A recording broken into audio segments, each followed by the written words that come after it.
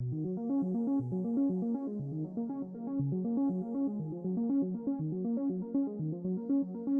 Solar is a new way of power control for solar panels that have never been done before, that allows all of the problems with solar to be mitigated.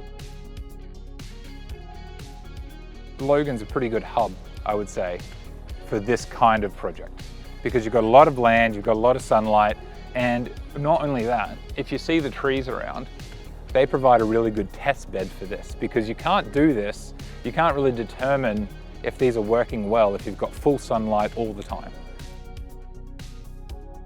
It's the innovation in the boxes that we have.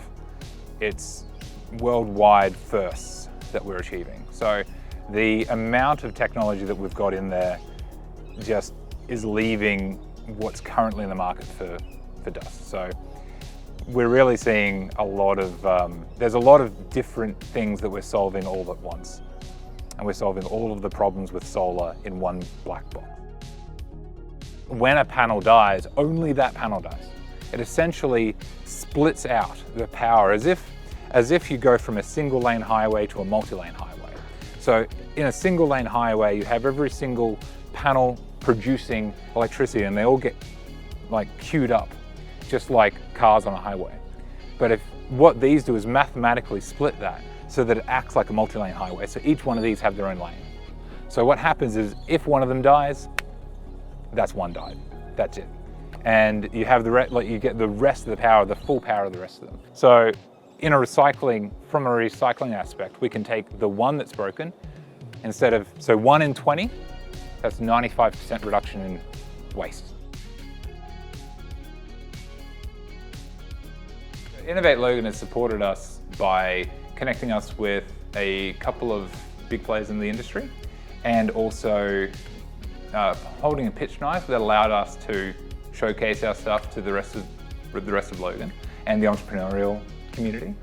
And we've also had features in the Logan magazine.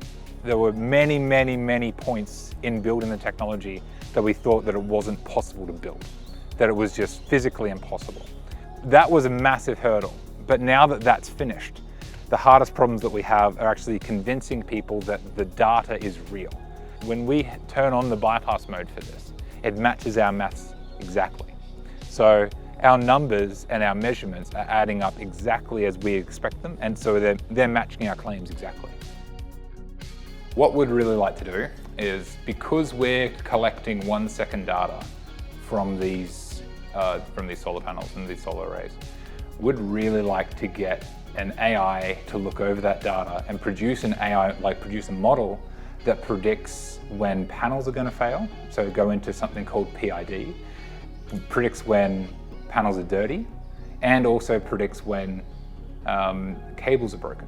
So it'll be able to do a lot of prediction around the solar array and essentially automate a solar farm. So the cost of running a solar farm would go way down. So on top of that, we're making a consumer app, and the consumer app will have all of the things that you'd want as a consumer to see, when your panels are getting dirty. The same tech will be bringing into the consumer app. So that's what we're looking forward to.